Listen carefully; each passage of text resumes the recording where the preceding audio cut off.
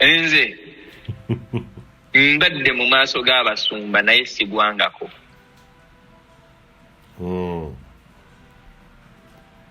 Kubanga kino kyenjogerako nkimanyi.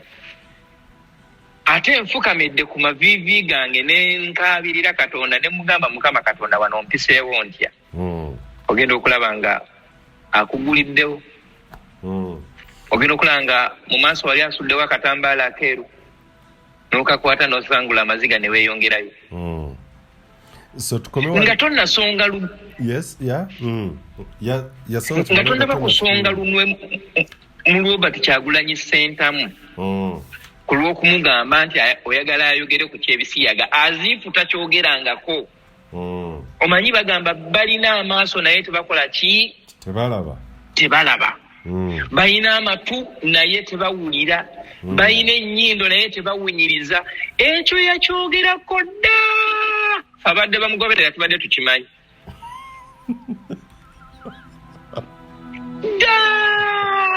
So nga temwetaga na biddamu. Ate lwaki tubiddamu? Ngenda bugenzi ku Google gambe nti what did Robert Kyagulanyi Ssentamu say about this? Everything is there. Do some research. Don't just create nchitentia. Tuteekawo mbeera etaliiwo. Anti omukulu awo yagamba nti omukulu yali tannayatandika kwegwanyiza kifo kya bukulembeze. Kati tulina okumanya essaawa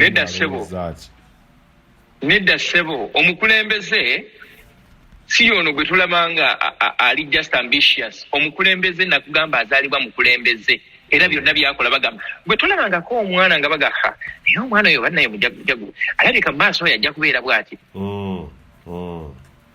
Ku ssomero omwana nga alibeera omukulembeze ku ssomero era ojja mulabanga n'abasomesa bamwangwira oba abangwira okukolagana nabo oba okwogera nabo. Even the way the person speaks, buli wayogera owulira nga muye mulimu gye twandiyise embala y'obukulembeze. Omukulembeze yes asobola okuwandiika byagenda okwogera oba asobola okulowooza ku byagenda okwogera naye aba tabisoma busomi nga bw'onoogamba nti asoma ddaame lya mufu. Yebbirira alina engeri gyebbirira bw'ati n'atunula bw'ati n'abagaaga temulaba byengenda okusoma ate nga bamulaba. Omukulembeze ayimirira butengerera oba ayimirira busimbalaala n'ayogera n'abantu ng'omukulembeze. Tosobola kugamba nti nno Matovu Jnr olw'okuba nti nno tannaba kwagala kubeera kino kati bwe tunaamulinda ng'ayagala okukibeera bwe tujja okumubuuliza nedda temutuvuga nga bwe mwagala tutambule. Kino kyangu President Museveni tagenda kuteeka mukono ku tteeka eryo olw'ensonga obuyambi akyetaaga bungi nnyo okuva mu bazungu. Ate nga abazungu bamugamba bw'oteeka omukono ku tteeka eryo n'obutono bwe tubadde tukyalinayo eyo nabwo tugenda busikayo.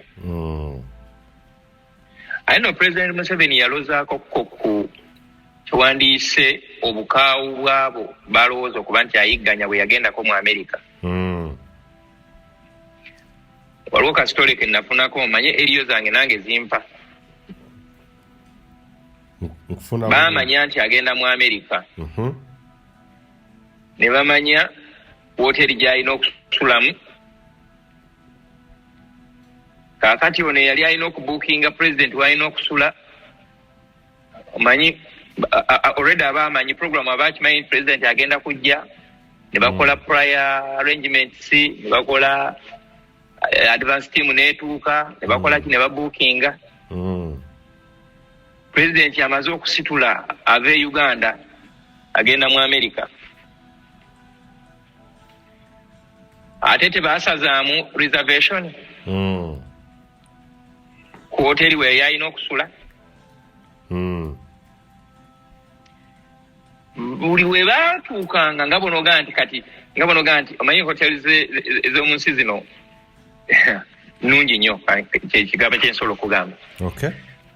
Kati nga bonoga twade tubukinze Serena nti ye kale twambuke wali ku Sheraton. Okutuuka ku Sheraton nga the same story. Tukoze tutya tugende ku Imperial Royal. Tujjudde. Mukama tugende ku Africana. Ffe twajula wiiki ewedde. Katukoze tutya.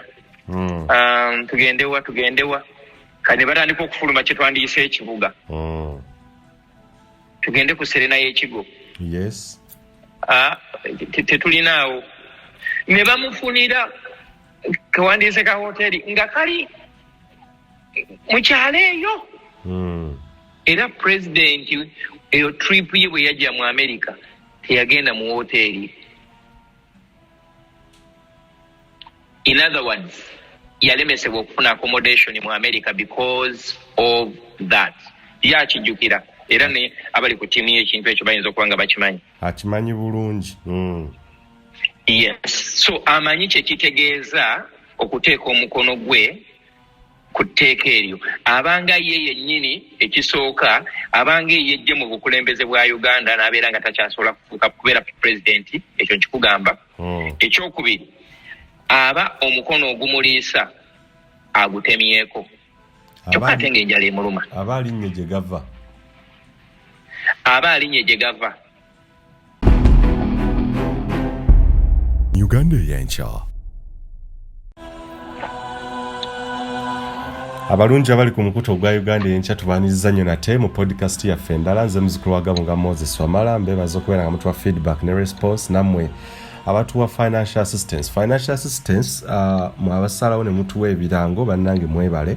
Nsooke nzija bumention buno butono nnyo mu bufunzo obw'ekitalo nga sinagenda ate mu programu ey'olwaleero. aba Ebenezer Painters bakujukiza nti gwe yeetaaga a new look ey'ekizimbe kyo, bizinesi yo, saako na buli kimu kye weetaaga okubeera nga osikiriza abantu n'ekizimbe kyo, oba nnyumba oba somero oba arcade oba mall, ojja kubeera nga obeekwata Ebenezer Painters be basiizi ba langi nakinku mu ggwanga Uganda era basiŋŋaanibwa mu kibuga Kampala waneene. Namba z'omukulu Joseph ojja kubeera nga oyita kwezu kwennyini obawe emirimu egikwatagana ne interior designing saako n'okubeera nga bayoyoota ekizimbe kyo okutuukagana n'omutindo nga buli omu bw'akituunakagama ddala kituufu. Nja kubeera nga nkola business nono. Tewetaaga abantu bagenda kubeera nga bakufera kusiigira kizimbe langi etakwatagana egenda okukuswaza nno. Ebenezer Painters bajja kubeera nga weekwata. Brand Property Services Uganda Limited bakutegeeza nti oba oli Bulaaya oba oli wano mu ggwanga Uganda osobola okufuna ekintu kyonna ekigwa mu real estate category ya oba weetaaga poloti mu ggwanga Uganda yakuzimbirako, yakulimirako, yakulundirako, osobola okubeera nga ogifuna bulungi nnyo. Estates ez'enjawulo eziyoyoteddwa obulungi mu ggwanga Uganda ku nguudo ez'amaanyi oba main roads, Gayaza Road, Hoima Road, Bombo Road, Entebbe Road n'enguudo ez'amaanyi mu ggwanga z'otegeera. Ate era nga bakugamba nti poloti ezaabwe zitandika kakadde kamu tojja kwekwasa nti ate tewasobola kufuna ttaka no. Ennyumba fully furnished weziri, saako n'ennyumba eziwedde okuzimbibwa ng'oleeta bulesi bintu byo era okwetoloola enguudo za Uganda ezitali zimu. Ezo nno zitandikira mu bukadde 3, 4, 5 n'okweyongerayo. Abaagala Entebbe Road plots kuva ku 5 millions n'okweyongerayo naye nga ate nennakawuka ofuna 25 kyapa kyo. Yes. Akasemberayo ddala nja kubeera nga nkujukiza charity run eya of course Uganda y'enkya wamu ne Isaac One Case Foundation. Tukwataganidde wamu okubeera nga tutaasa omwana wa Uganda ey'enkya. Uganda y'enkya twagala abaana ngasobola okufuna access to quality education according to self-sustaining or SDGs, yeah? Self-sustaining development goals or SDGs eza United Nations. Quality education is key. Naye bwe twatuuse ebugweri, that's Busoga region, tweyongedde okwennyamira ne tugamba no, babeera nga abaana abamu ebibiina ebirina okubeera nga byawukana nti kiraasi zaawukanye, twasanze abeeyo nga kiraasi emu ekijawula kakutiya okumanya eno P1, P2, P3, P4 ng'ebifaananyi bw'obiraba nga tukkirize tekisobola kubeerawo nga we have a voice, yeah? We have a following, we can do something. So tukkiriza nti learning materials, sanitary pads, ebitabo, maniras, 3D charts zisobola okuyamba abaana bano okubeera nga ba-accessinga quality education. So okubeera nga otituukirira kyonna ky'olina oba kikalu oba nsimbi, tusobola okubeera nga tukwatagana tudelivalinga ebintu bino mwezi ogwa May. Yes. Nga twagala kikola nga abaana baddayo ku masomero ebintu bino be delivered at least nabo benyumirize mu ggwanga Uganda ey'enkya. Muganda wange era mukulu wange Aloysius Matovu Jnr ndi naye era njagala tukwate ku nsonga enkulu ey'ebbago ery'Ebisiyaga eri kyayo kya gavumenti ya Uganda engalo. Kansoke mpe mukulu wange omukisa soka balamuseeka ate oluvannyuma tudduke speed n'ebbago lino ery'Ebisiyaga. Mukulu wange soko namusize kubatuuliriza ate tugende buterevu mu programu ey'olwaleero ssebo. Balamusiza mwenna abalabi abalava era bawuliriza Uganda ey'enkya nkwebaza muganda wange wamala okunkyazanga. Mbagaliza okuwuliriza okulungi Mukama Katonda abampeera amagezi okumanya n'okutegeera. Tugende buterevu ku nsonga ebbago erya Anti-Homosexuality bill. Omubaka Asumani basaalirwa yasanyuka, Parliament n'esanyuka, tuliyisizza omulundi guno nti teri kwekwasa nti ate tetuweze koramu ebaddewo. Naye ne essaawa eno ebbago President Museveni lyalinamu interest muliyisa leero enkeera nalissaako omukono. Nene essaawa eno tugenda mu mwezi omukuuta nassa mukono ku bbago lino ery'Ebisiyaga. Tukiize nti omukulu gavumenti ye eky'Ebisiyaga kyabookyezza. Tajja gussaako. Naku zino na response ziri short and brief. Inane program yandikomyawo naye kulwa abantu abatulinze ebbanga lino lyonna. Katugaliyeemuko katonotono. Tajja gussaako. Osinzira ku grounds ki? Omanyi Uganda mu 1996 yalina essuubi ly'okwetengerera mu bintu bingi. Twafuna gye twandiise a maiden speech nga President Museveni alayira wali mu maaso ga Nile yali Parliament. Yes. Nagamba, this is not just a mere change of guards. Yes. This is a fundamental change. Engalo ne zivuga abantu ne basanyuka. This is not a mere change of what? Of guards. But a fundamental change. Kakati mukulu yali ayina ebintu ebirungi bye yali asuubizza abo be yali agenze nabo kugamba mu lutalo. Era nga mu butuufu buli muntu eyali alwana naye yali alabanga ddala kyekyo ekituufu. 10-point program eno nno ndowooza bagidesigningira mu nsiko nga mu mwaka ga 1998 mu something yawo. Yes, ng'olwo tutalo banaatera oddukomekkereza.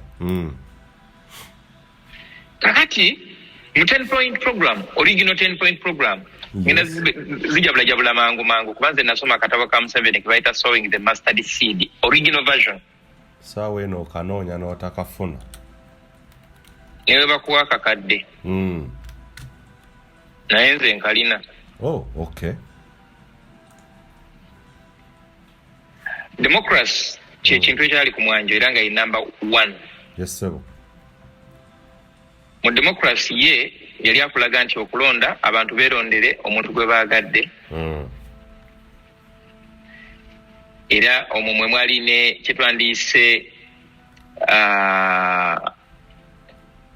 oba tukiyite rule of law n'ebintu ebiringa ebyo. Enfuga etambulira ku ssemateeka. Ekyokubiri yali yes. Ekyokubiri kale democracy twandiga nti obwenkanya. Ekyokubiri security. Yes. Okuuma abantu n'ebintu byabwe. Ekyokusatu okunyweza obumu n'okugyawo okugamba kyetwandiise okulowolereza mu mawanga oba obusosoze mu mawanga. Yes, sir. Oba kansooka mbikugambe endowooza mu luzungu then tugende tujabule mangu. Kisooka democracy, security, consolidation of national unity and elimination of all forms of sectarianism. Yes, sir.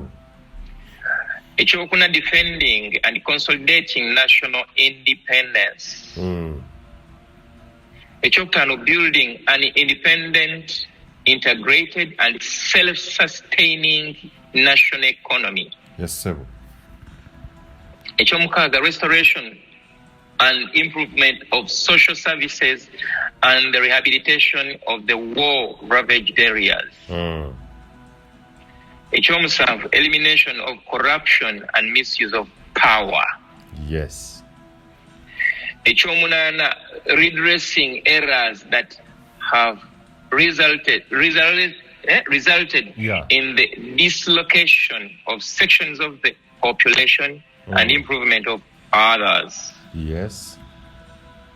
Ekyomwenda, cooperation with other African countries in defending human and democratic rights of our brothers in other parts of Africa. Yes.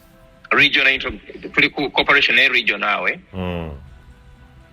Ekyekumi, following an economic strategy of mixed economy. Yes. Ku bino byonna 10 olwaleero bw'oyita Museveni n'omugamba tuula wali otubuulireko kye mwachievinze after almost 4 decades. Ayinza okanula eriiso bw'ati n'abanga akugamba wacha wewe. Wacha toka.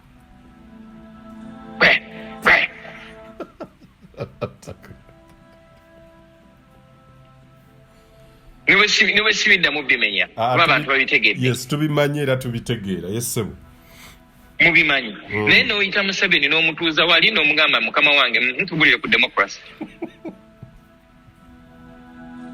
Ajja kugamba okay, in my case things cannot work the way we thought it could work. Because there has been a lot of bottlenecks. Democracy Museveni gwategeera nga yali mu bukulembeze nga baayagala be bali mu bifo byayagala kugamba nga abamuvuganya bali mu makomera basibibwa nga abamuvuganya tebassa tebaliya. Ye democracy ye gwategeera. Ye definition. Security. Ye definition ye. Security. Ye nga ye erojja kulaba nti ni bwaba ayagala genda mu toyi teyeetaaga genda mu toyi ya neighbor. Alina okugenda agenda ne toyi ye byonna byatadde mu toyi ye yamanya oba balina be babitereka ebwenjawulo weewuunya. Kalina mutabani we nalabye mbu naye yatandise okufuna alinawo ssebo naye katambula ne katoyi kakati watandika okutambula ne toyi kwejja emyaka walituuka myaka 6 n'abeera atyo Mukama Katonda tulabye. Kati oyinza okumbuuza Matovu tuli ku bisiyaga naye ate lwaki oleese bino? Bwe mbadde ngenda okuwuliza nti omukulu awo tukyali ku bisiyaga. Kakati kitegeeza nti bw'oba tolina demokrasiya nga tolina security eri abantu bo nga bino byewagamba ebyokweyimirizaawo nga eggwanga nga ebyenfuna mubiyimiriddeko nga mmwe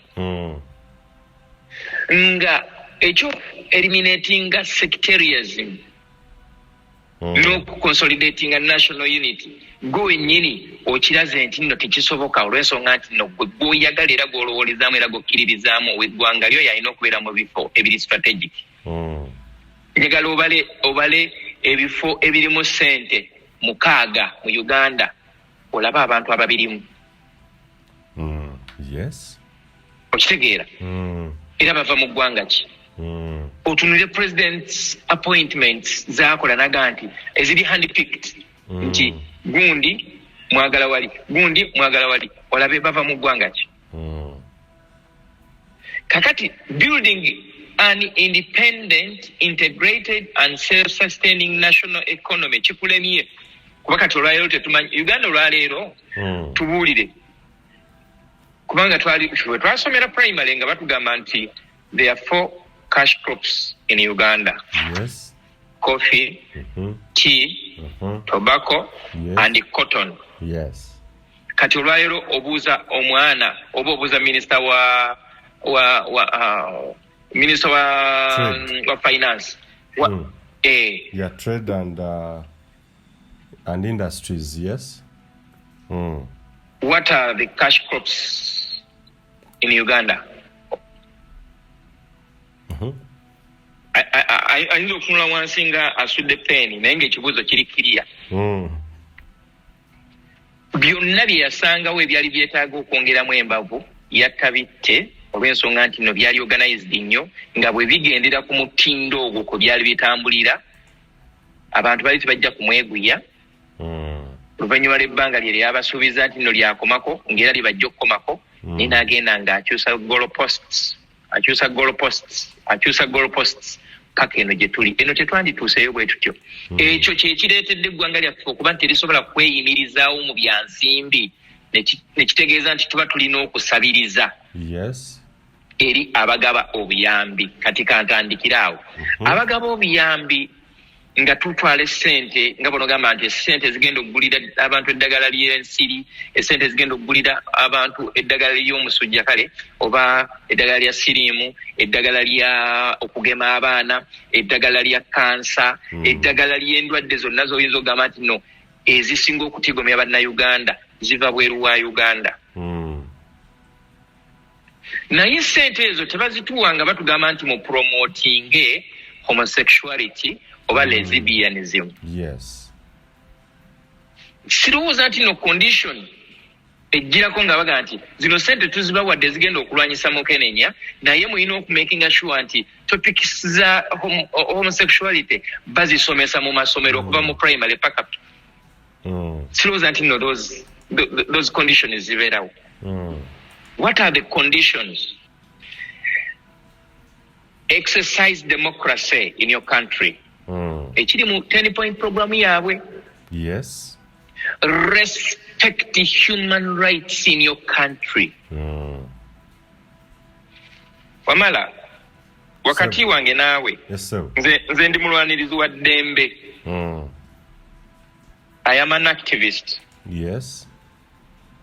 And whoever cries for his or her rights being violated and reaches me, I'll always come in. When navire Uganda nga nakasevinga abaana bana okuva e Saudi Arabia abaali bali mu mbeera gy'oyinza okugamba nti bagenda kufiirayo olw'okuba nti ababa batwala kampuni ezabatwalayo zaabatunda.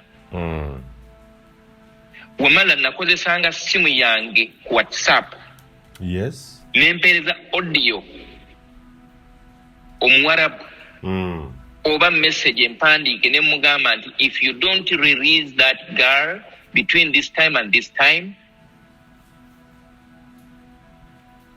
you are going to be arrested. Abawala omusajja waliwo omusajja omu yali agaanidde omwana gwe bayita Siana ne mugamba Chief, I know your location, you are at this location, and I know the authorities in that area. I just used my nakozesa confidence, nenkozesa research, nenjogera n'omusajja nga ayinza okulowooza nti ne waayimiridde mulaba. Naye nga tesimu gye twogererako ye Uganda. N'agamba, I paid a lot of money. Who is going to pay my money? Omwana nga baamusasula bazaali $1,900 zimiliyoni nga 14 eza Uganda. Mugamba kolagana ne kampuni eyakuwa omwana oyo ekuwa omuntu omulala ono mwetaaga Uganda kubanga mulwadde.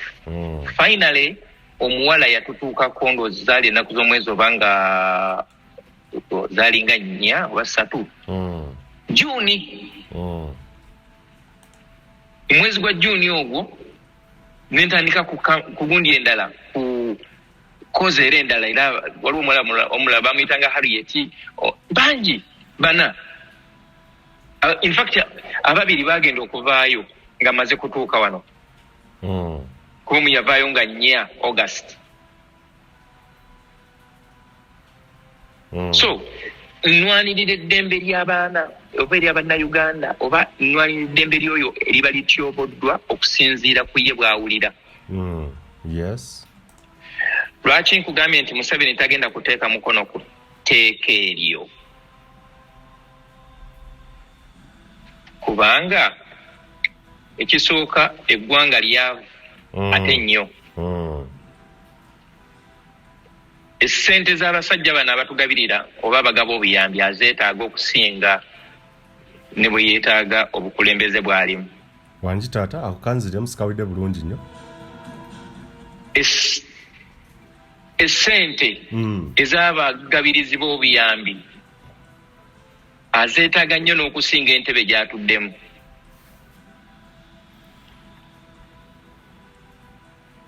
So nga ate bakugamba nti okuwa ssente zaffe olina okuwa eddembe erya okwetaaya abantu baleke buli muntu atambulenga ye bw'awulira. Kino tekitegeeza nti nno ndi mu kuwagira ebikolwa ebyo okugenda mu maaso mu Uganda. Nze wamala sijja kulimba ebbanga lye mmaze e Uganda sirabangayo ssomero we batrainingira kintu ekyo. Okay.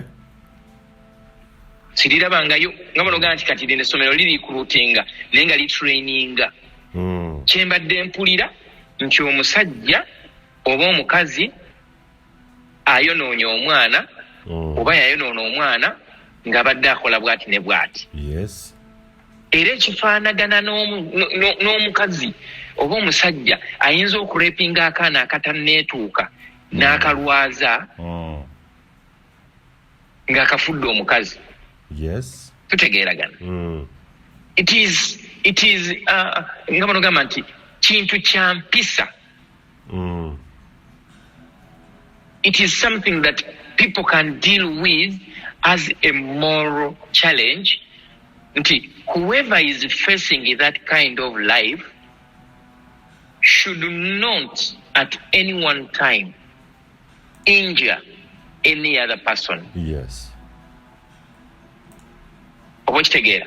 Nga bwe tukimanyi nti nno omwana atanneetuuka omusajja kasita amwekakaatikako wabaawo amateeka agakola ki? Agamufuga. Agalamula. Ge mateeka ageetaaga, in fact ge mateeka geegamu agalina okukola ku bantu abalowooza bwe batyo. Kuba abantu balina choices olw'ensonga nti bye bayiseemu bye bibayigiriza okufuuka ekyo kye baba bafuuse. Nkikkiriza nti ne Uganda omuzoogo gye guli. Ate tegutandise ku mulembe gwa President Museveni. Yes, true. Ate tegugenda kukoma ku mulembe gwa President Museveni kubanga ne mu Bayibuli endagaano enkadde bakugamba nti Sodoma ne Gomora Mukama Katonda yazikiriza ebibuga ebyo olw'okwonoona nga ekimu ku byali ku mwanjo mu kibuga ekyo bye bikolwa ebyokuba nti nno abasajja baali baagala basajja bannaabwe n'abakazi baali baagala bakazi bannaabwe. Ensi tegenda kukoma ku ffe. Ensi ekyagenda mu maaso. Yes. Neewuunya nnyo nga mpulira omukulu amanye nnyo oggolola ensobi z'abanne naye ng'ate ye tasobola kwegolola. Bwe mbadde ngenda okuggyako nti kyokyayogerako obaddewo atabukidde banne, atabukidde abasumba bannabyabufuzi n'atabukira ne Robert Kyagulanyi Ssentamu ng'amugamba ssebo vaayo oyogere oyimiriddewa. Kaakati anti kyenkugamba nti omanyi kibi nnyo okujja okugamba munno nti owaaye olina ekinyinyi mu maaso naye ng'ate ggwe eriiso lyo maama kiki kye batera okugamba ekiba kirimu ebinyinyi oli alaba asobola okulaba akajonjo. Akajonjo kabeera katono naye ekinyinyi kibeera kinene. Olina akajonjo, olina alaba akajonjo akali mu liiso lyo naye nga ye tasobola kulaba kinyinyi ekiri ku liiso lye. Yes. Bwe bunnanfuusi bwe nkugamba bulijjo wano wamala mu programu ze tubadde tujja nga tulikodinga. Obwo bunnanfuusi bwennyini.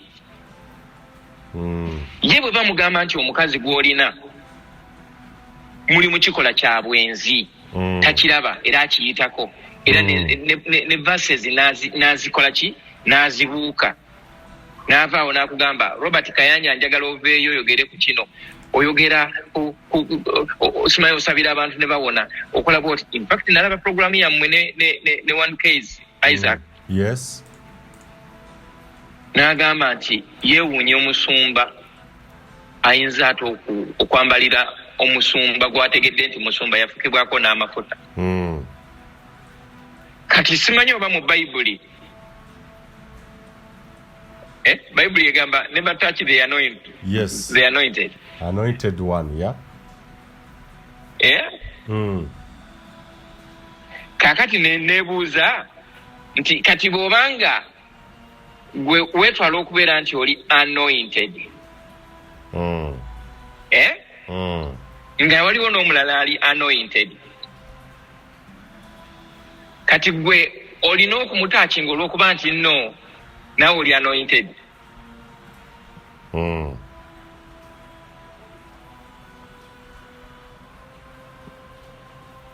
Wamala gy'oli? Nkufuna bulungi ssebo, nkugoberera. Psalms 15, Psalms 105 akanyirika 15 egamba do not touch my anointed ones. Yes. Do not harm them. You shall not harm my prophets.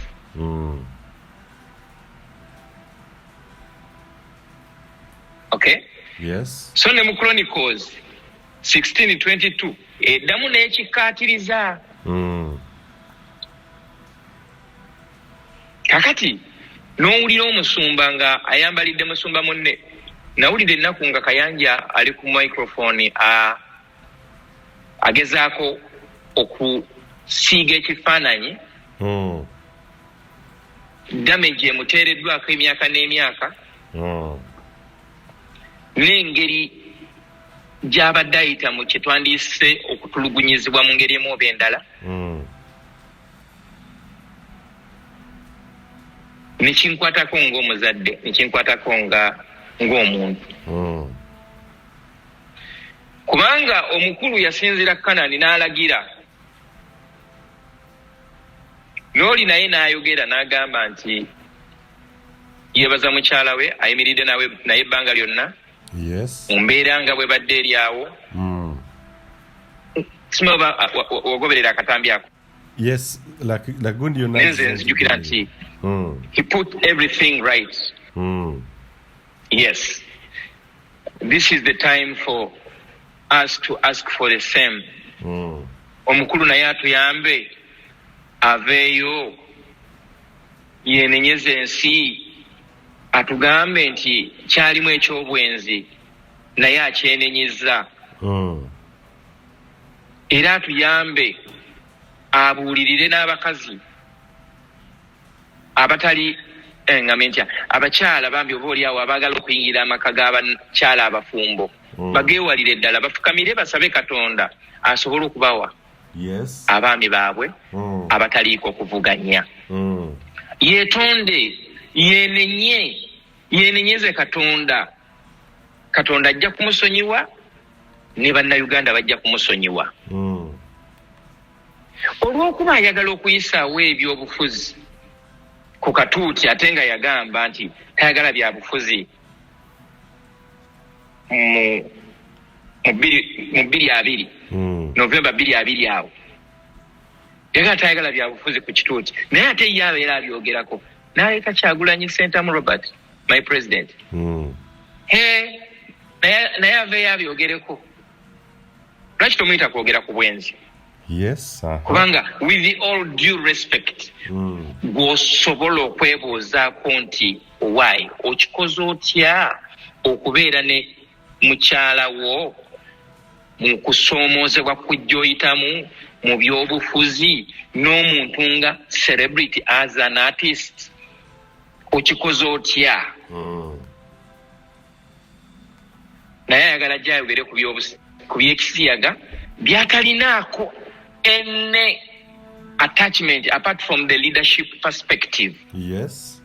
Kubanga omukulembeze bw'oba okulembera abantu tosobola kusosola nti nno ngenda kukulembera batukuvu oba batuukirivu ng'abakulu abo bwe baagala okutulaga.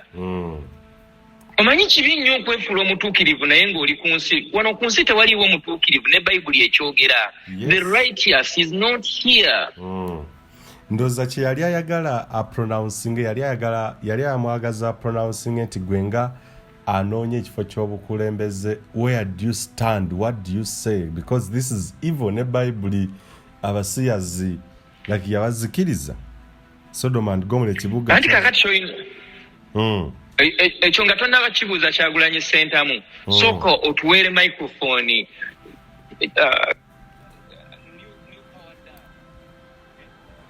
eno new power dam ndowooza yeekaluma etaggwa kama atusaasi.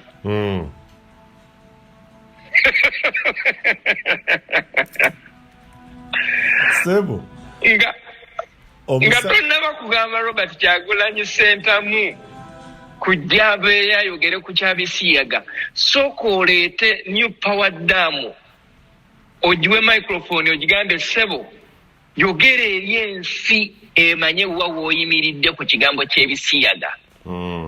Bw'omala okufuna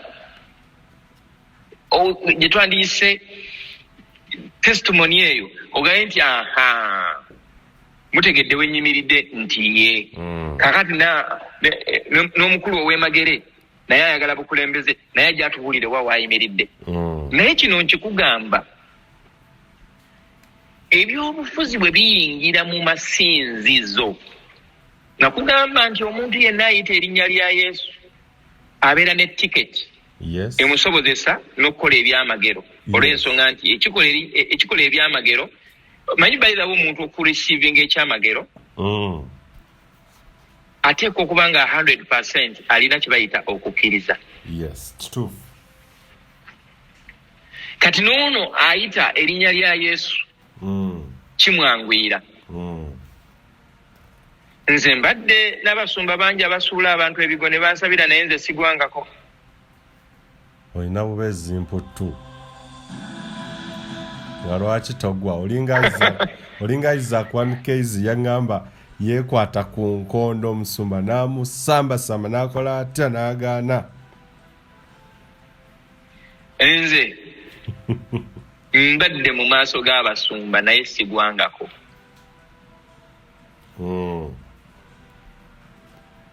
Kubanga kino kyenjogerako nkimanyi. Ate nfukamidde ku maviivi gange ne nkaabirira Katonda ne mugamba Mukama Katonda wano mpiseewo ntya. Ogenda okulaba nga akuguliddewo. Ogenda okulaba nga mu maaso wali asuddewo akatambaala akeeru n'okakwata n'osangula amaziga ne weeyongerayo. Nga tonnasonga nga tonnaba kusonga lunwe mu Robert Kyagulanyi Ssentamu ku lw'okumugamba nti oyagala ayogere ku ky'Ebisiyaga aziifu takyogerangako. Omanyi bagamba balina amaaso naye tebakola ki? Tebalaba. Balina amatu naye tebawulira. Balina ennyindo naye tebawunyiriza. Ekyo yakyogerako dda. Abadde bamugoberera tubadde tukimanyi.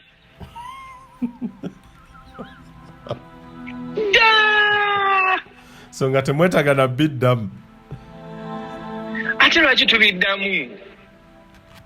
Ngenda bugenzi ku Google ogambe nti what did Robert Kyagulanyi Ssentamu say about this? Everything is there. Do some research. Don't just create nkitentya. Tuteekawo mbeera etaliiwo. Anti omukulu awo yagamba nti omukulu yali tannayatandika kwegwanyiza kifo kya bukulembeze. Kati tulina okumanya essaawa nedda ssebo omukulembeze si yono gwe tulabanga ali just ambitious. Omukulembeze nakugamba azaalibwa mukulembeze era byonna byakola bagamba gwe tulabangako omwana nga bagaha naye omwana oyo bannaye mujagu alabika maaso yajja kubeera bw'ati.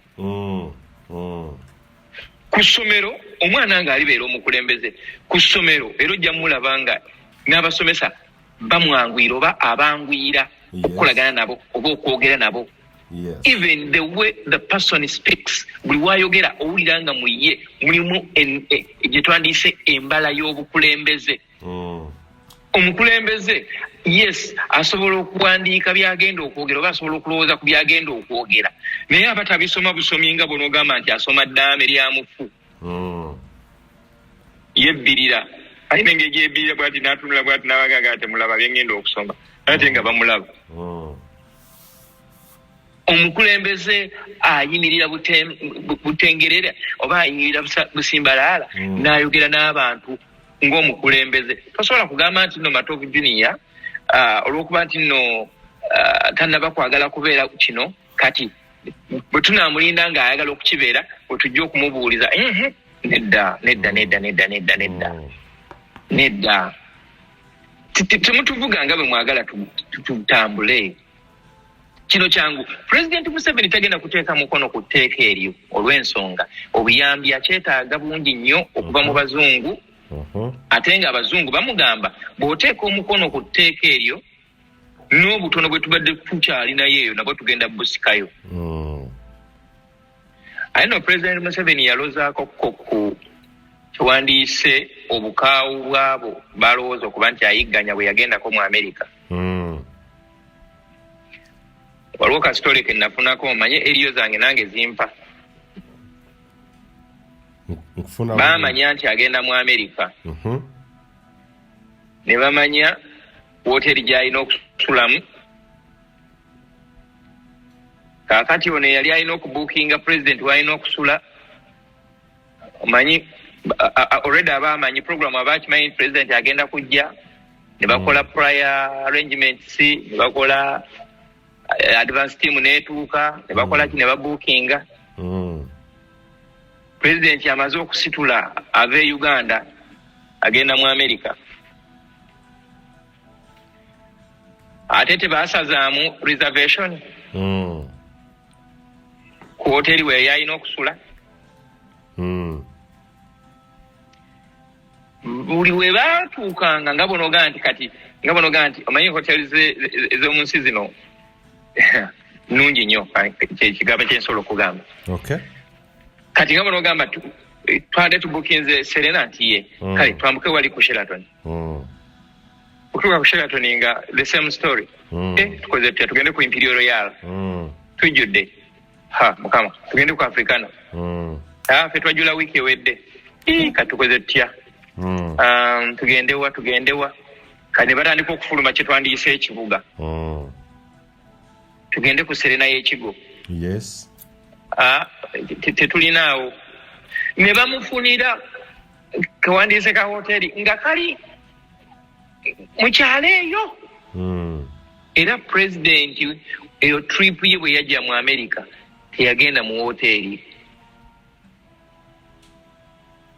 In other words, yalemesebwa okufuna accommodation mu America because of that. Yakijjukira era ne abali ku tiimu y'ekintu ekyo bayinza okuba nga bakimanyi. Akimanyi bulungi. Yes. So amanyi kye kitegeeza okuteeka omukono gwe ku tteeka eryo. Abanga ye yennyini ekisooka abanga yejje mu bukulembeze bwa Uganda n'abeera nga takyasobola kufuuka kubeera president, ekyo nkikugamba. Ekyokubiri, aba omukono ogumuliisa agutemyeko. Kyokka ate ng'enjala emuluma. Aba alinnye gye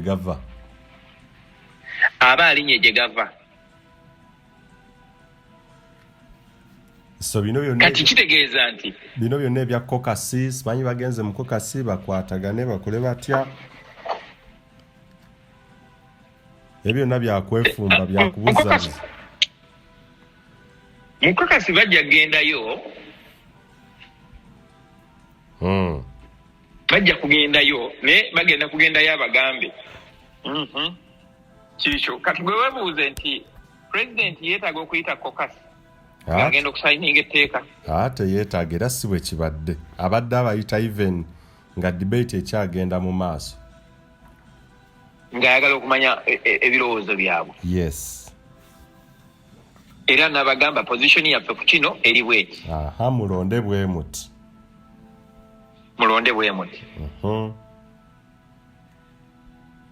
Kakati lwaki olowooza abayise ng'alina okusayininga? Lwaki tateekako omukono we kiba nga kyangu nnyo? Kuba ekyo tekyetaaga mukono gwo kasigini kyayo katekitwala na ddakiika. Kasigini kyagira ayiweko. Akite ayiweko. So ebyamutuukako mu Amerika mu I forget, that was Nenga Nzijukira yali biru ya Bahat by then. Yagisaako omukono ennaku z'omwezi zaali 13 omwezi gwa February 2013. Bagamba ekyo ky'osomye kirabika kagamba Parliament yayisa mugundi eyo naye ye yateekako nga 24 February 2014. Yeah, 24-23. Yes, thank you. Yes. Yes, I remember. Wadenga lyo etteeka lyayisibwa nga 2 December 2020 era bakiyita kirabo kya Christmas. Ekimu ku birabo bya Christmas bye twafuna omwaka ogwo. No, it was 2012. 2012. Yes, 2012. Bagamba 2013. No, okussaako omukono ya signinga 2013. Then Constitutional Court yanedijjamo gundi mu 2013 naye nga lyatandika okuva eno mu 2009. Then mu 2012 mu December nga ggwako. I mean mwaka nga guggwako. Whatever the case. Yes. Whatever the case. Ya Parliament yaliyisiza. Then mu next year 2013 nalisaako omukono ne Constitutional Court n'erigoba. Kati gwe kyolina okumanya nti President Museveni amanyi obukaawu bwa okussa omukono ku tteeka ng'eryo. Okay. Nandibadde nkuyimbira akayimba kadde simanyi bwe kaggwayo Tewali ku nsi kuno mulongoofu. Ndowooza oluyimba olwo olumanyi. Ndumanyi bulungi nnyo. Ffenna tuli boonoonyi, ffenna tuli boonoonyi era ffenna tulina okwenenya. Ekibi nti aboonoonyi baagala okwefuula abatuukirivu nga tuli ku nsi. Abatuukirivu bali mu ggulu kati ffe tukole bye tulina okukola. Buli muntu akole ky'ateekeddwa okukola mu buvunaanyizibwa bwe. Okusala omusango Mukama Katonda anaakola ki? Anaakikola. Naye tuleme kusonga nwe mu bannaffe olw'okuba tulina bye twagala okuyisaawo.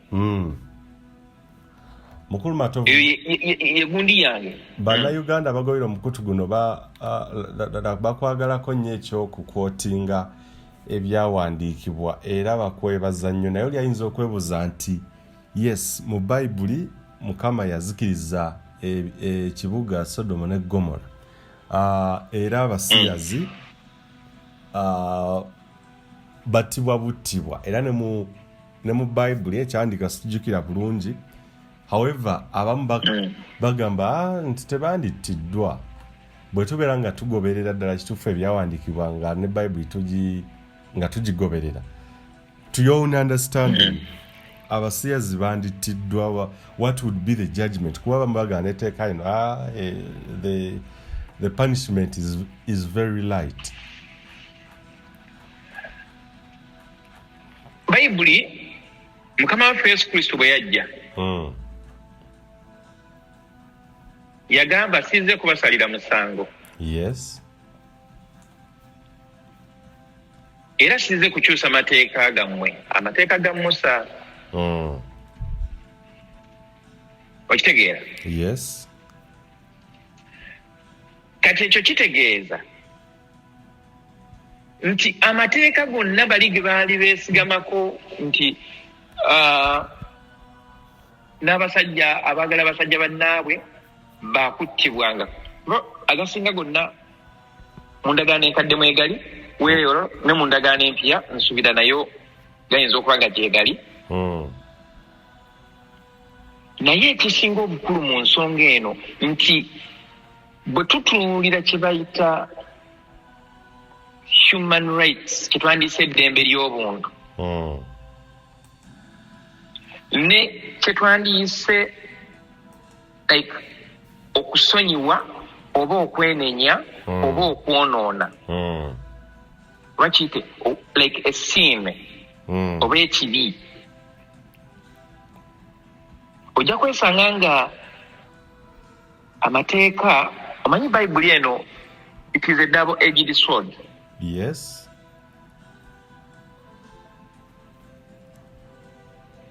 Wamala sebo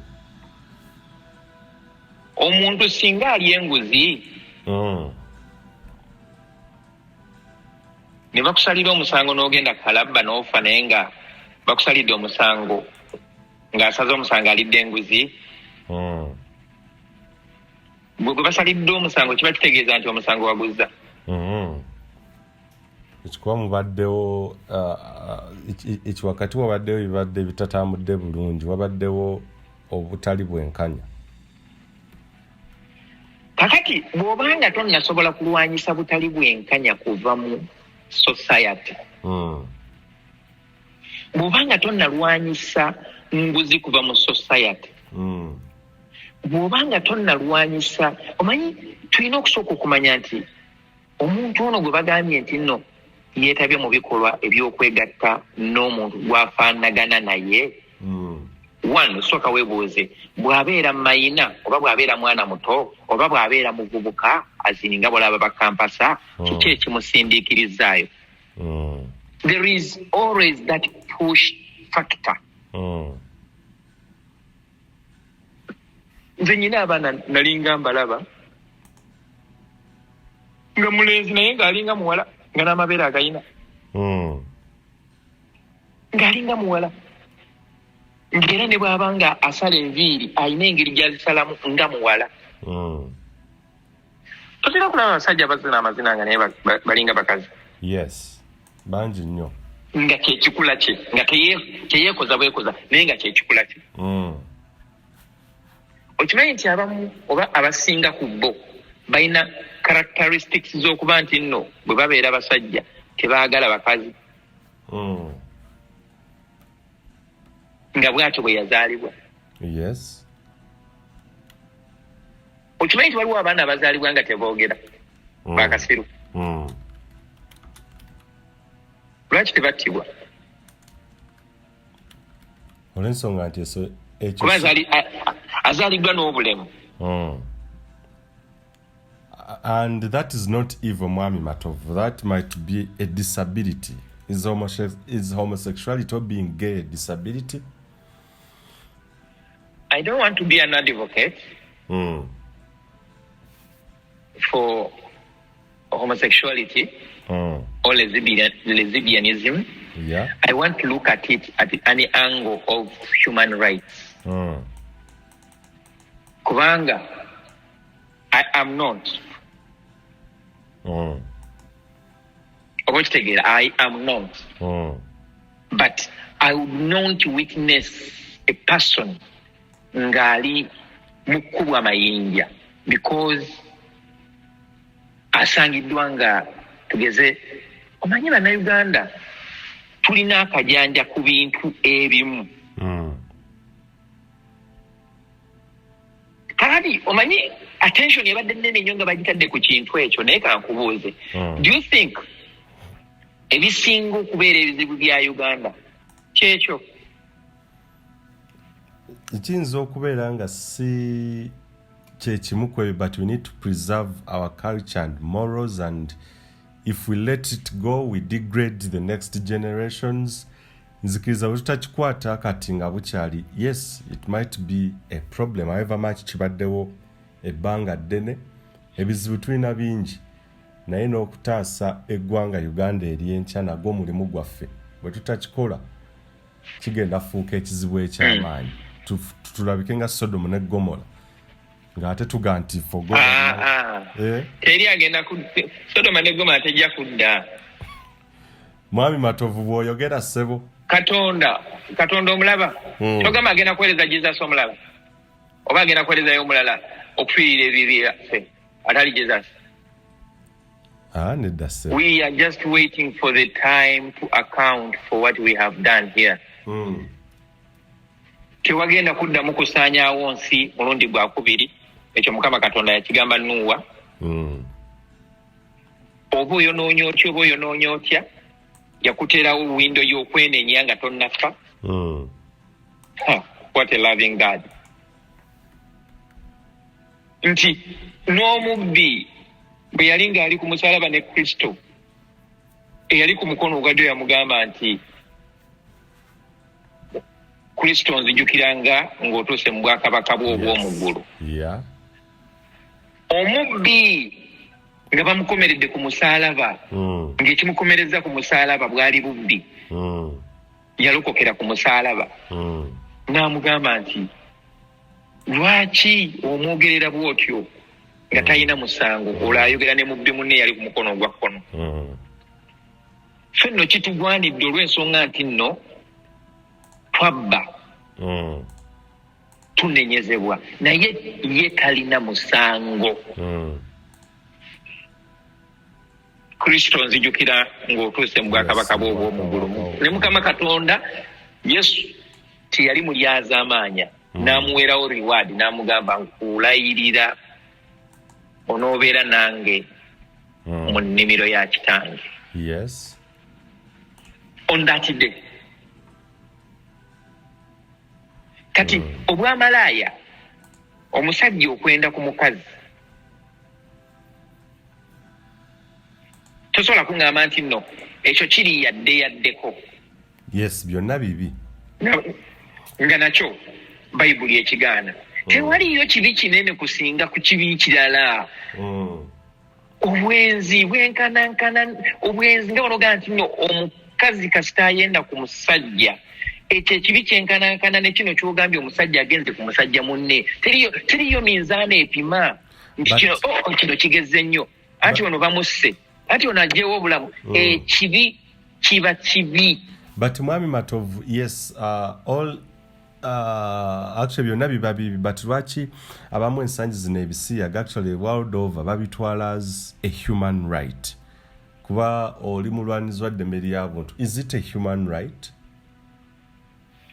Nkugambye waliwo abaana abazaalibwa nga bazaalibwa with the genes of not loving their opposite sex. Has it been scientifically proven? You don't need to scientifically prove it. Kubanga bwe yali ng'atonda omuntu yeebuuza kwani? Ekyakatonda nsisuubira nti ekyo kibuzo kiri valid because anse nti Katonda agamba nti nakumanya nga tonnagwa mu lubuto lwa nnyoko. Tutegeeragana? Ozaalibwa, abaana tubalabanga bwana buto. Kava butunga kalenzi tekagala kuzanya n'abawala. Kabakuba, kabeera kokka. Oba kawala nga tekagala kuzanya n'abalenzi. Jerase netandika nga omwana muto. Oyisobola okusanga n'omuzana nga omwana wayansobera tayagala kuzanya na banne. Abazadde abamu bamanyi n'okukyusa abaana naga nti nali mututte mu single school ng'ali fine. Naye ndowooza nje mujjeyo asomereko mu mixed school. Bwamuteeka mu ssomero eriri mixed n'aperforminga bubi. Bwamuzza mu ssomero erya sex ye n'abeera ng'ali comfortable. Lwakuba ekyo nkyalina okukola research amala. Research talina gy'agenda kutuusa. Omanyi sometimes that is too much information can even confuse you. Sometimes. Olaba ba professor. Osobola okusanga professor nga akasoma ebitabo ng'enkumi 2. Naye nga okuva lwe yava mu kusoma n'atandika okusomesa ali mu nnyumba ya kupangisa. Mu bitabo ebyo byonna by'asomye tafunangamu mugamba nti professor, ennyumba eno gy'opangisa, you can also have your own apartment. Ogula ettaka n'ozimba n'osobola okuba nga oli landlord. He is comfortable. Ali mu nnyumba, ayinza okuba nga yatandika okusomesa katugeze Makerere nga yakafuluma afunye first class degree ne bamuwa ennyumba ya gavumenti, nakati akyali mu nnyumba eyo. Mwakoledde research, akoze projects, ali mu nnyumba ya gavumenti, azadde abaana n'abaana bazadde bannaabwe bakyali mu nnyumba ya gavumenti. Abaana bavuddewo, abamu bagenzi n'ebweru, abalala bazimbe n'amayumba, akyali mu nnyumba ya gavumenti. Tafunangayo kadde kweprofessaringa asobole okuba nga steppinga outside that house gy'abaddemu emyaka n'emyaka. Anaatera n'agiteeka mu kiraamo kye. oba kitegeera kye nkugamba. So ekintu kya choice, omuntu bw'okula osobola okwesalirawo ky'oyagala okubeera. Wano e Canada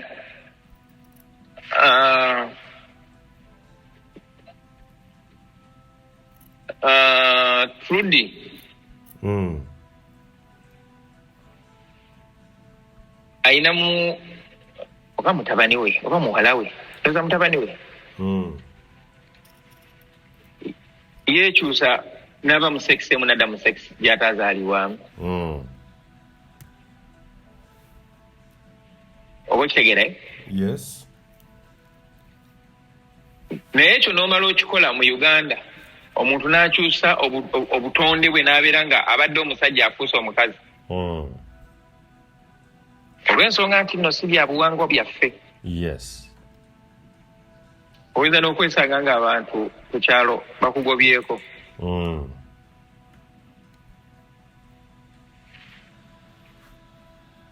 Oba okitegeera? Bulungi nnyo. So sometimes oyinza okugamba nti leka obutonde butwale ekkubo lyabwo. Let nature take its path. But it's against order of nature, of course. Yes, tukimanyi sisubira nti kya butonde nti someone can be gay nti nazaala omuntu nga gay, because it hasn't been scientifically or biologically even proven.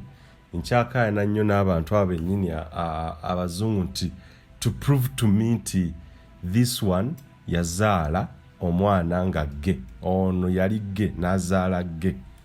That's where I still need kyetwandiyise evidence to reasonable doubt nti ddala kituufu this one was born gay, omwana ono yazaalibwa alina disability nti tawulya, that is a disability. Ekyo kibadde proven, of course.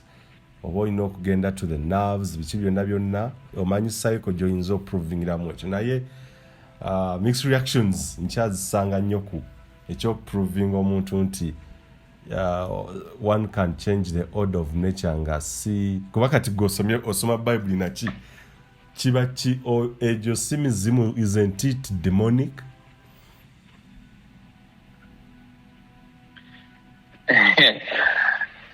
That's a very sensitive topic, by the way, to discuss.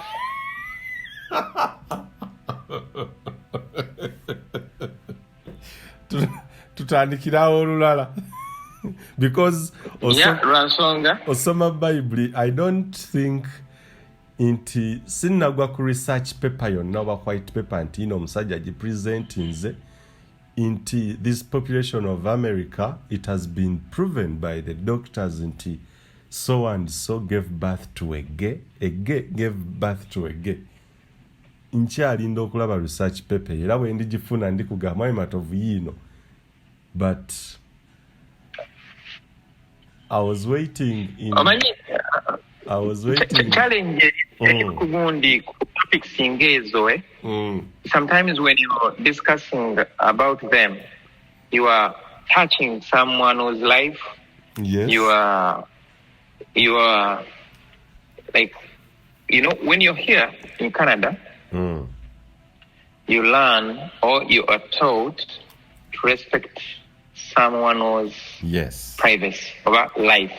And that's okay, yeah. Everywhere, you learn to respect. You learn to respect people and their beliefs. Yes. Bw'olwakuba tonnatambula bw'oligenda e China olina by'ojja ogambe nti bannaye ate nze ekyo sisobola kikola.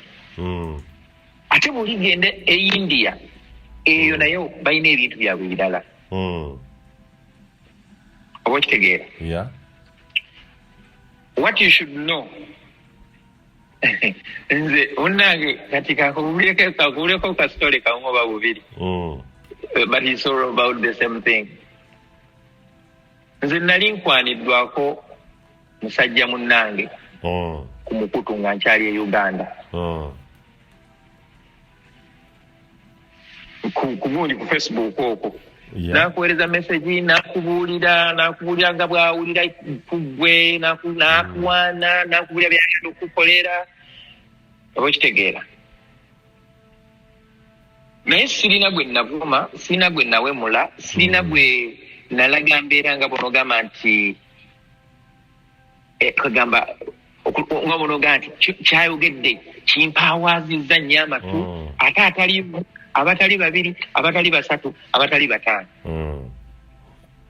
nkubuulira mazima waliwo omwe yeekweka ne mu kifaananyi ky'omuntu gwe mmanyi nemugamba sooka ompeereza ekifaananyi ky'onkulabeko agenda okuteekako ekifaananyi ky'omuntu nemugamba si ye gwono nti lwaki yenze nemugamba nedda oyo mumanyi nabadde naye jjo mukwano gwange amanya ge yeegondi oyo teyaddamu kwogera nange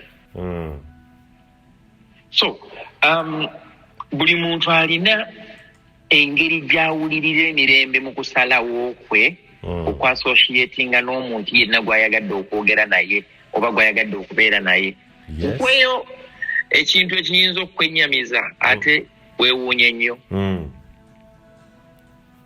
bw'obadde okimanyi nti mu Uganda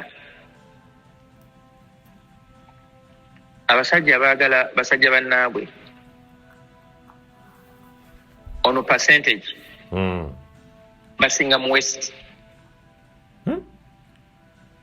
eyo research wagiconcluding obadde okimanyi nti mu Uganda bwewandiisa abantu abaagalana nga bali mu sex yemu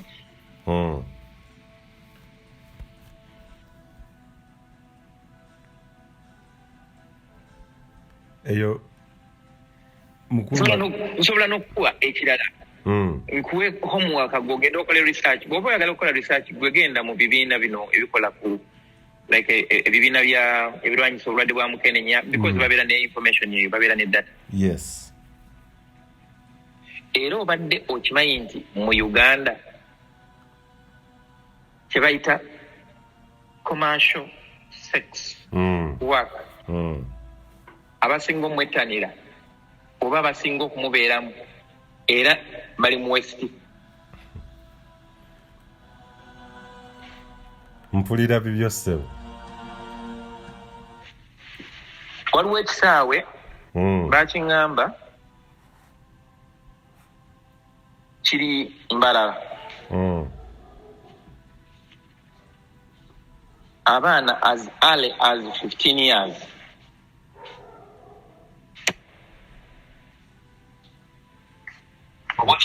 as early as 15 years bakola gundi babeeramu eyo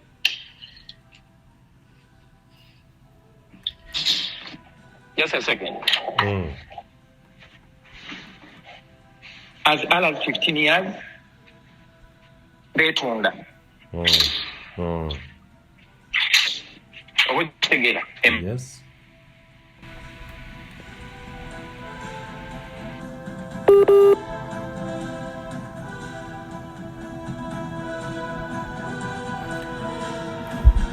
okay